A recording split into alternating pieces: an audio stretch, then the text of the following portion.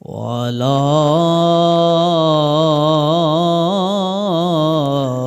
आलिहि तय्यबीन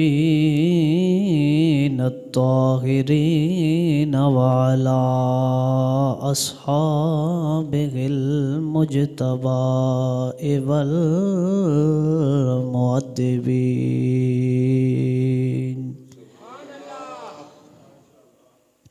अम्मा बाद फ़क़द क़ाल अल्लाहु तबारक व तआला फ़िल कलामिल मजीद वल फ़ुरक़ानिल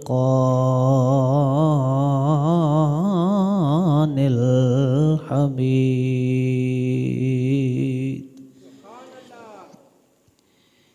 या अय्युहल्लज़ीना आमनू कुतिबा अलैकुमुस्सियामु कमा कुतिबा अलल्लज़ीना मिन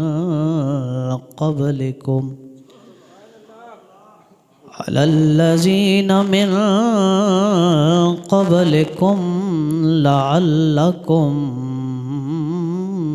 तत्तकून। सदक़ल्लाहु मौलानल अज़ीम। इन्नल्लाहा व मलाइकतहु युसल्लूना अलन नबी। या अय्युहल्लज़ीना आमनू सल्लू अलैहि वसल्लिमू तस्लीमा। मोहब्बत नाल पढ़िए अल्लाहुम्मा सल्लि अला सय्यिदिना व मौलाना मुहम्मद वाला।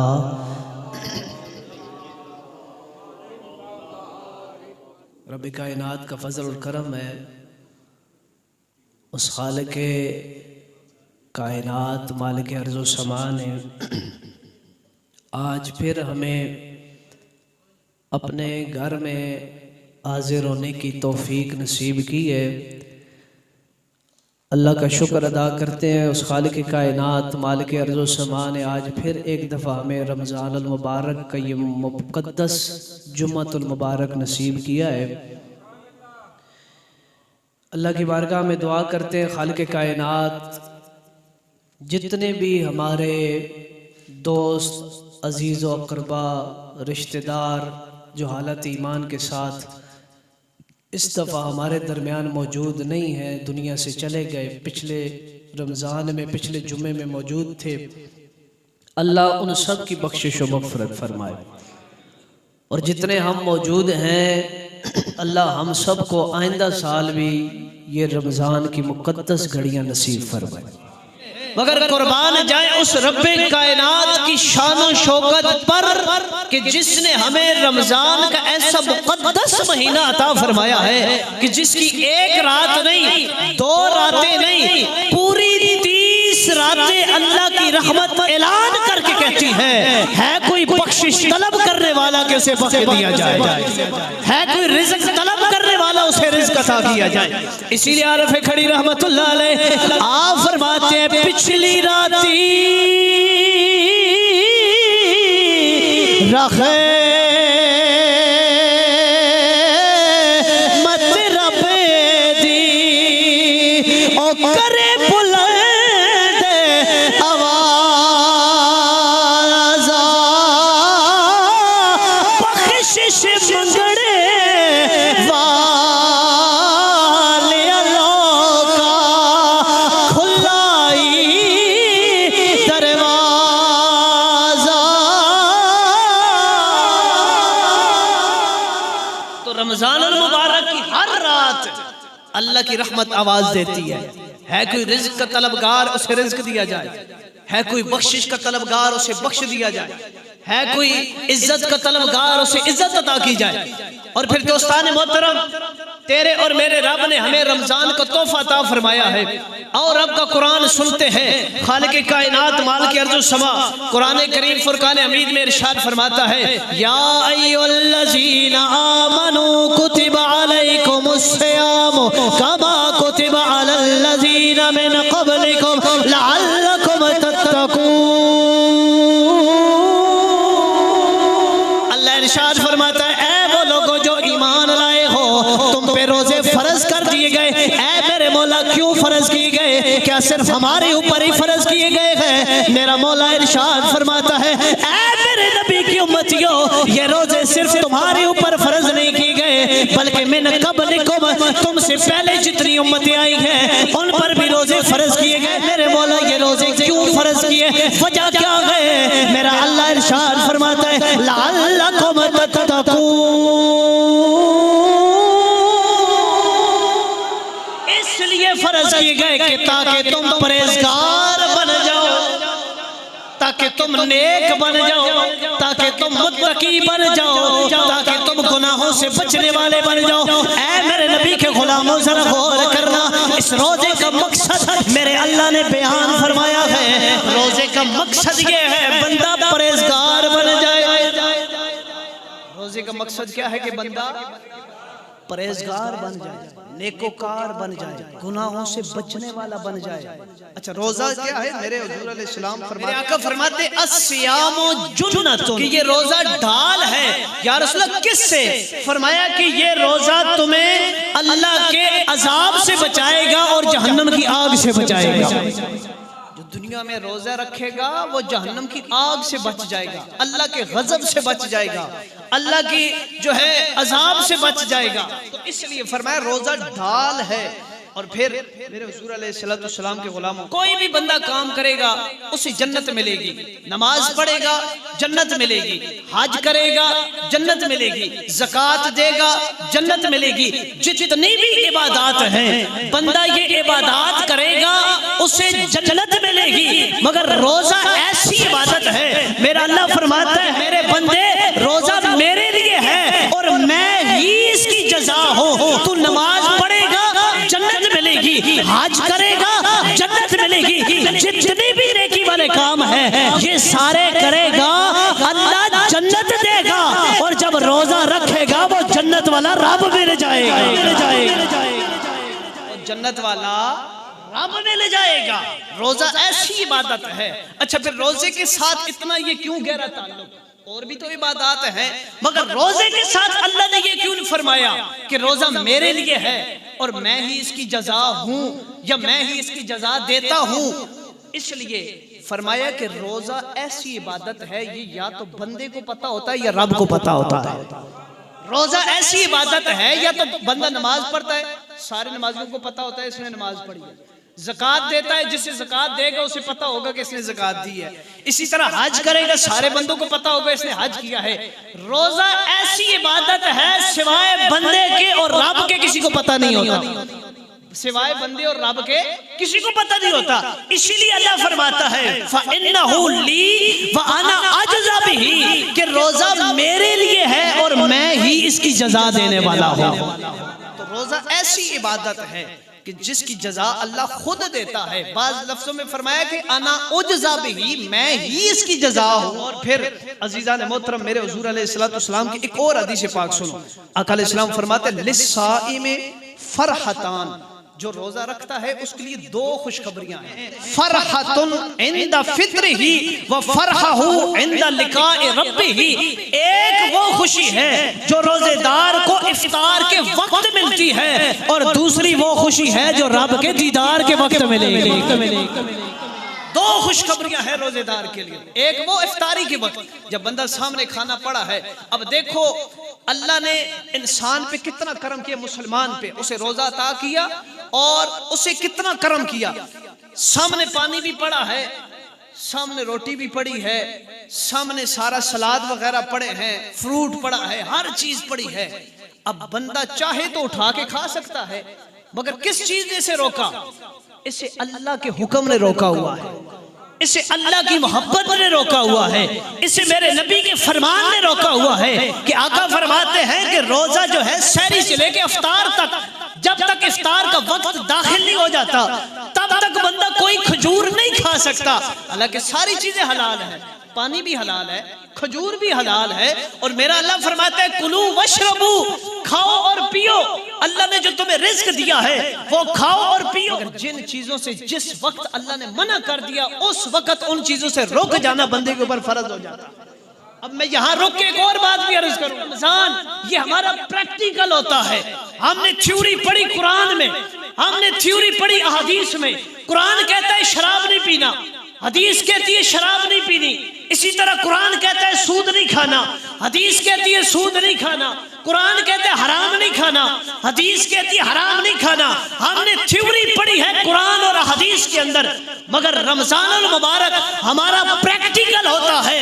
अल्लाह रमजान का तोहफा अता फरमा के बंदे से मुतालबा कर रहा होता है, ऐ मेरे बंदे, जैसे इफ्तार के वक्त हलाल पानी से रुका हुआ है, हलाल रिस्क से रुका हुआ है, हलाल खजूर से रुका हुआ है, जब रमजान चला जाए हराम चीजों से तुम्हें रुकना पड़ेगा। रमजान जब चला जाए तो हराम चीजों से रुकना पड़ेगा, सूद से रुकना पड़ेगा, रिश्वत से रुकना पड़ेगा, नाहक कब्जों से रुकना पड़ेगा, ऐसी शराबों से रुकना पड़ेगा, चर्स भंग और जितनी भी नशा आवर चीजें हैं इनसे रुकना पड़ेगा। अपने आप को यतीमों के माल खाने से रुकना पड़ेगा, अपने आप को दूसरों के हक खाने से रुकना पड़ेगा। ये रमजानुल मुबारक हमारी प्रैक्टिस हो रही होती है। और ऐसे ही जब हम नमाज तरावी अदा करते हैं ये भी हमारी प्रैक्टिस है, ये भी प्रैक्टिकल हो रहा होता है और हमें सिखाया जा रहा होता है। ऐ मेरे बंदो, जब तुम रमजानुल मुबारक में 1 घंटा 1.5 घंटा खड़े होकर अल्लाह का कुरान सुन रहे होते हो, पूरी रात खड़े होकर अल्लाह का कुरान सुन रहे होते हो, अपना बिस्तर छोड़ के आते हो, अपने बीवी बच्चों को छोड़ के आते हो, अपनी दुनिया की आसाइशों को छोड़कर मेरी बारगाह में रात को खड़े हो हो, याद रखो जब रमजान चला जाए ज्यादा नहीं कर सकते, कम से कम 5 नमाजों को नहीं छोड़ना है, कम से कम 5 नमाजों को नहीं छोड़ना है। तो ये रमजान मुबारक हमें सिखा रहा होता है, हमारी तरबियत कर रहा होता है। और फिर मेरे हुजूर अलैहिस्सलाम के गुलामों, अल्लाह तबारक व तआला को इफ्तार के वक्त जो बंदे के मुंह की बू होती है, वल्लज़ी नफ्सी बियदिही, मुझे कसम है उस रब की जिसके कब्ज़ा कुदरत में मुझ मोहम्मद की जान है। या रसूलल्लाह, क्यों फरमाया ला खुलूफु फमिस साइम अत्यबु इंदल्लाहि तआला मिनर रीहिल मिस्क। जब इफ्तार का वक्त होता है, इफ्तार करने वाले रोजेदार के मुंह से जो बू निकलती है अल्लाह को वो भी ज्यादा पसंद होती है। रब का कितना फजल हुआ कि उस रब्बे कायनात ने हमें रमजान का तोहफा अता फरमाया है। जब भी रमजान आए अपने चेहरों पे खुशी लाया करो, ये मेरे हुजूर की सुन्नत है, ये सरकार के सहाबा की सुन्नत है। जब रमजान मुबारक आता तो मेरे आका अलैहिस्सलाम खुश हो जाया करते थे और नबी करीम अलैहिस्सलाम रमजान में सखावत किया करते थे। हजरत जिब्रील अमीन अलैहिस्सलाम हुजूर की बारगाह में हाजिर होते रमजान में और फरमाया कि फ़इज़ा लक़ियहु जिब्रील काना रसूलुल्लाह सल्लल्लाहु तआला अलैहि वसल्लम अजवदा बिल खैर मिनर रीहिल मुरसल। जब जिब्रील अमीन सरकार की बारगाह में हाजिर होते, कुरान पढ़ा करते, कुरान सुना करते, सुनाया करते, फिर फरमाते हैं कि मेरे आका खैर के कामों में इतनी सखावत करते कि जैसे बारिश बरसने वाली हवाएं बरस रही होती हैं।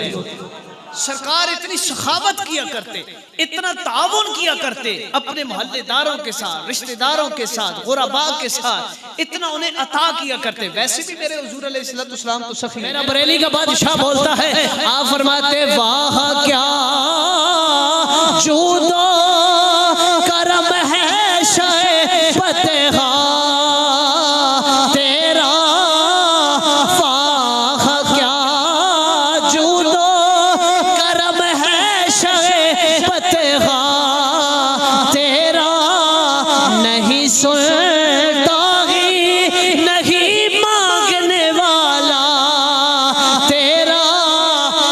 जब भी सरकार से किसी ने मांगा है सरकार ने आगे से नहीं फरमाया, नहीं सुनता ही नहीं, मांगने वाला थे। रमज़ानुल मुबारक इन रोजों का मकसद जो मैंने आयत आपके सामने पढ़ी है, अल्लाह फरमाते हैं लअल्लकुम तत्तकून, ताकि तुम परहेजगार बन जाओ, तुम नेकुकार बन जाओ। अब मैं और आप इस आयत को पढ़ें और अपने ऊपर गौर करें।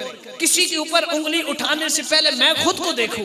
आप खुद अपने गिरबान में जाके कि रोजे का मकसद क्या था, कि नेक हो जाओ, परहेजगार हो जाओ, गुनाहों से बच जाओ। अब मैं अपने ऊपर गौर करूं। एक तरफ मैंने रोजा रखा हुआ है, दूसरी तरफ मैं रिश्वत भी खा रहा हूं। एक तरफ मैंने रोजा रखा हुआ है, दूसरी तरफ मैं गुनाहों वाले काम भी कर रहा हूं। एक तरफ मैंने रोजा रखा हुआ है, दूसरी तरफ यतीमों का माल भी खा रहा हूँ। एक तरफ मैंने रोजा रखा हुआ है, दूसरी तरफ झूठ, गीबत, चुगली, गालम गलौज भी कर रहा हूँ। अब मैं अपने ऊपर गौर करूं, क्या मैं रोजे का जो मकसद था उसे पूरा कर रहा हूँ कि नहीं कर रहा? अगर नहीं कर रहा तो फिर तौबा करें। अल्लाह ने हमसे तकाजा किया है लअल्लकुम तत्तकून, रोजे इसलिए दिए कि तुम नेक बन जाओ, तुम परहेजगार बन जाओ, तुम मुत्तकी बन जाओ। अच्छा, फिर आपने ये भी तो सुन रखा है, जब रमजान आता है तो शैतान को कैद कर दिया जाता है। सुना है ना सबने? ऊंची बोलो। जब रमजान मुबारक आता है, मेरे आका फरमाते हैं आसमानों के जन्नत के दरवाजे खोल दिए जाते हैं, जहन्नम के दरवाजे बंद कर दिए जाते हैं, शैतानों को जो है कैद कर दिया जाता है। अब शैतान तो हम आम दिनों में क्या कहते हैं, कोई गुनाह हो जाए ओ जी शैतान करा सके, कोई नाफरमानी हो जाए ओ जी बस शैतान आ गया, पता नहीं चला। आम दिनों में तो हम शैतान का कहते हैं, मगर क्या आपने देखा नहीं है कि रमजान में भी चोरियां हो रही होती हैं, रमजान में भी फ्रॉड हो रहे होते हैं, रमजान में भी सूद खाए जा रहे हैं, रमजान में भी शराबें पी जा रही हैं, रमजान में खुद रोजे को तोड़ा जा रहा है, रमजान में अल्लाह की नाफरमानियां की जा रही हैं। अगर ये सारे काम रमजान में किए जा रहे हैं, शैतान तो कैद है, करने वाला कौन है? फिर शैतान तो कैद है। शैतान ने तो आपको नहीं कहा कि आप गुनाह करो, खुद कर रहे हो। मेरे आका फरमाते हैं रमजान में शैतान को कैद कर दिया जाता है, गुनाह वो नहीं करवाता। रमजान में जो बंदे गुनाह करते हैं अपने नफ्से अम्मारा की वजह से कर रहे होते हैं, अपनी आप की वजह से कर रहे होते हैं। और फिर एक और हदीस पाक मेरे आका फरमाते हैं जो शैतान है ना, ये इंसान के जिस्म की जो रगें हैं, जैसे खून गर्दिश करता है ऐसा पूरा जिस्म में शैतान गर्दिश कर रहा होता है। इंसान के पूरे जिस्म में शैतान गर्दिश कर रहा होता है। अब एक मिसाल से समझो, लगाए किसी दीवार पे, अब उस कील को निकाल ले, पूरे 11 महीने वो कील दीवार में लगी रहे, 1 महीना कील निकाल लो, उस दीवार से कील तो निकल जाएगी, सुराख बाकी छोड़ जाएगी, अपना निशान बाकी छोड़ जाएगी। ये शैतान 1 महीने के लिए चला जाता है, मगर हमारे दिल के अंदर, हमारे जिस्म के अंदर अपनी हरकतें छोड़ जाता है, अपने आसार छोड़ जाता है। दोस्तान मोहतरम, आओ इस अपने दिल को पाक करो। जब बंदा रोजा रखता है, बंदे का नफ्स मगलूब हो जाता है। बंदा जब रोजा रखता है, बंदे का दिल पाक होना शुरू हो जाता है। जब दिल पाक होता है, बंदे का इबादत में दिल लगना शुरू हो जाता है।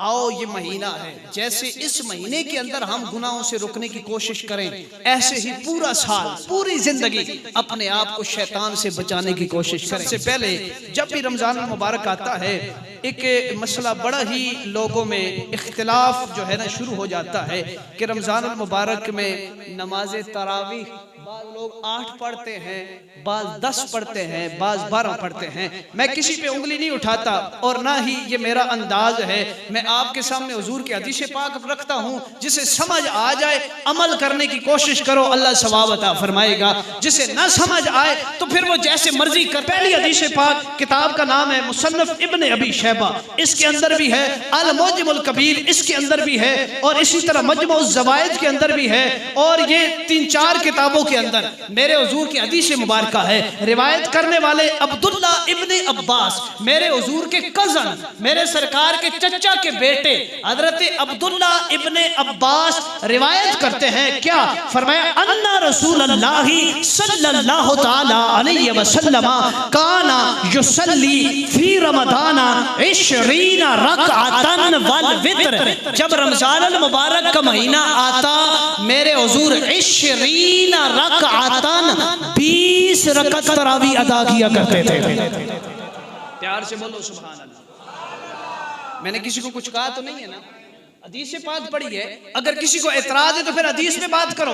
मेरे सरकार के चचा के बेटे अब्दुल्ला इब्ने अब्बास रिवायत करते हैं, फरमाया अन्ना रसूलुल्लाह सल्लल्लाहु तआला अलैहि वसल्लम काना युसल्ली फी रमदाना 20 रकअतन वल वितर, 20 रकते तरावी की पढ़ते थे, 3 रकत वितर अदा किया करते थे।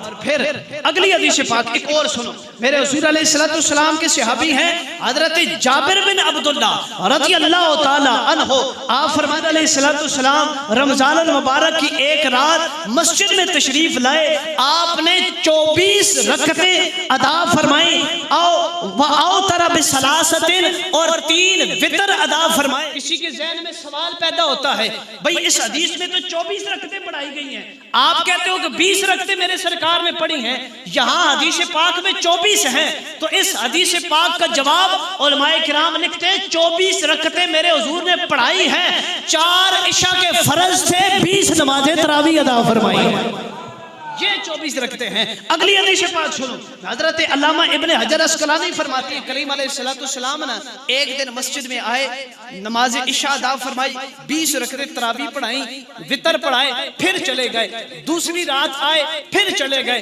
अब एक दिन जब आए ना सहाबा ने पीछे नमाज पढ़ी, दूसरे दिन आए सहाबा और ज्यादा हो गए। अब देखो सहाबा किराम की नमाज से मोहब्बत कितनी थी, और ज्यादा सहाबा हो गए। एक दूसरे को बताया, अपने मोहल्ले में बताया कि आज मेरे हुजूर ने एक और नमाज पढ़ाई है। फिर अगले दिन सहाबा ज्यादा हो गए मस्जिद में, दूसरा दिन आया सहाबा ज्यादा थे, मेरे सरकार ने फिर इसी तरह 20 रकते नमाज तरावी अदा फरमाई। अगला दिन जब तीसरा दिन आया तो मेरे हुजूर अलैहिस्सलाम, अब जब तीसरा दिन आया ना तो मेरे सरकार अंदर हुजरे में चले गए, अब बाहर नहीं आए।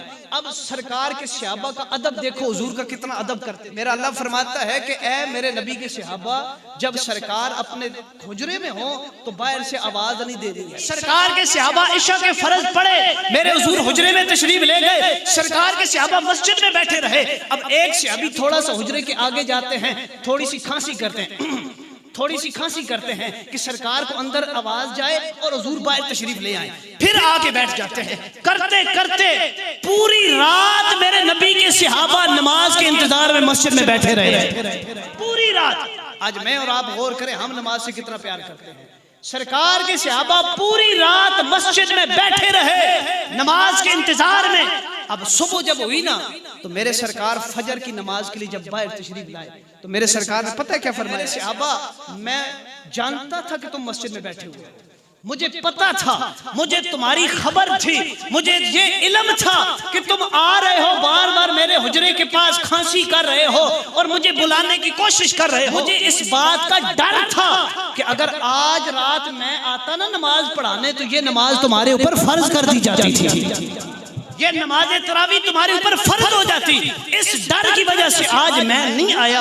और फिर फरमाया फला तुतीकुहा, और तुम में से कुछ ऐसे लोग भी होते जो इसकी ताकत न रखते, इसलिए आज मैं नहीं आया। और फिर इस हदीस पाक से पता चला कि नमाज तरावी फर्ज नहीं है, मगर नमाज तरावी सुन्नत जरूर है, नमाज तरावी सुन्नत जरूर है, मेरे आका ने पढ़ी है। और कसीर हदीस पाक मौजूद है। हजरत फारूक आजम रज़ियल्लाहु ताला अन्हु के जमाने में बाकायदा नमाज तरावी की जमात हुआ करती थी।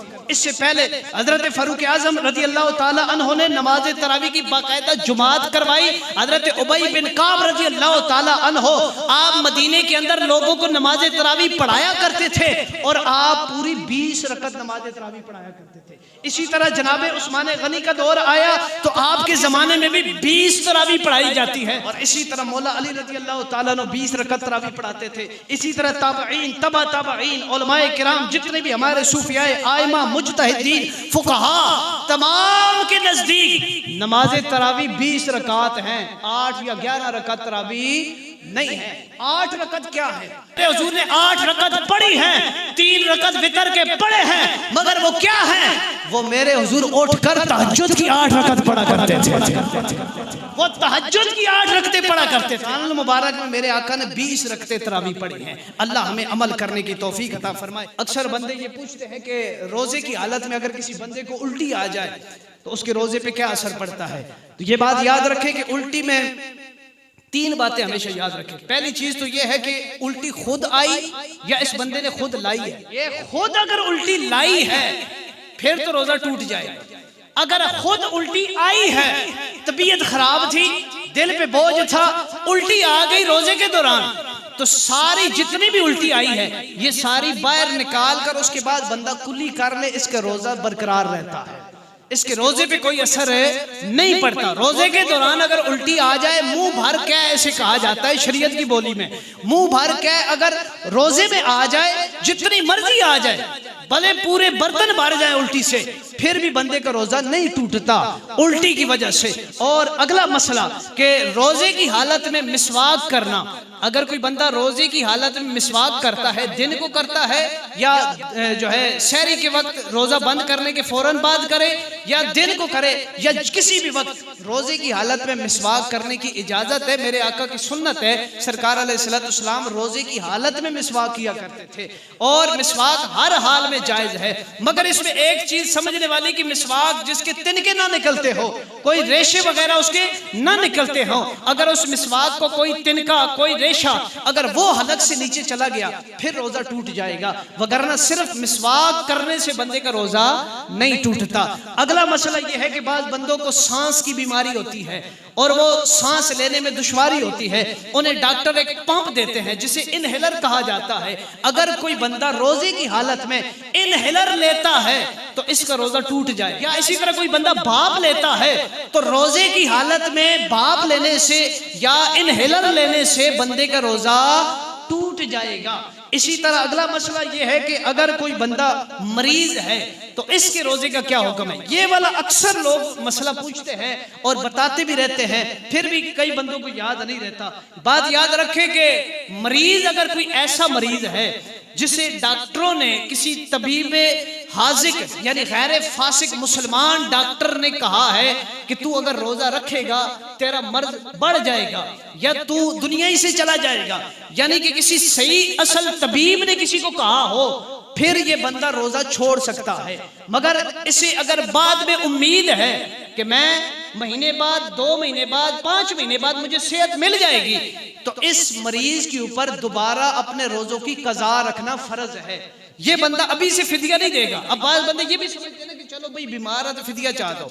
हर बंदे के लिए फिदिया नहीं है, फिदिया एक खास मरीजों के लिए रखा गया है। ऐसा मरीज कि जिसको लाइलाज मरज हो, जिसका मरज दोबारा ठीक होने की उम्मीद खत्म हो गई हो, या इतना ज़ईफुल उम्र कि जिसके अपने हवास ठिकाने ही ना रहते हो, इतनी ज्यादा उम्र हो गई है, अब दोबारा बहाली की उसकी उम्मीद ही खत्म हो गई है, ऐसे मरीज को रोजा छोड़ने की इजाजत है और ऐसे मरीज का फिदिया देने की इजाजत है। वगरना हर मरीज के लिए रोजा छोड़ना और फिदिया नहीं है। कोई अगर थोड़ा बहुत किसी को मर्ज है, वो एक रोजा छोड़ दे, एक रोजा रख ले, फिर एक रोजा छोड़े, एक रख ले। यानी अगर किसी का ऐसा मर्ज है, लगातार रखने से अगर मर्ज बढ़ जाता है तो लगातार ना रखे, एक रखे फिर एक छोड़ दे।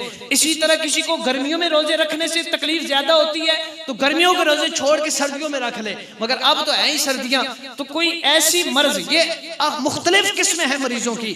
फिर अगला मसला ये है कि अगर नक्सीर आए, नाक से बाज़ दफा बंदे के खून आता है तो नक्सीर आने से बंदे का रोजा नहीं टूटता। दांतों में खून आ जाता है बाज़ दफा कुल्ली करते हुए, मिसवाक करते हुए, तो अगर दांतों से भी खून आए तो उसको भी खून को सारा थूक देना चाहिए, कुल्ली कर देनी चाहिए, उस खून मिला थूक आगे नहीं निकलना चाहिए।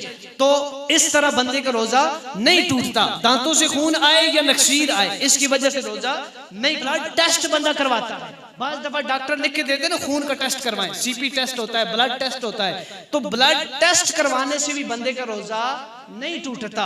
इसी तरह खून किसी को देने से, किसी को ब्लड डोनेट करने से भी बंदे का रोजा नहीं टूटता।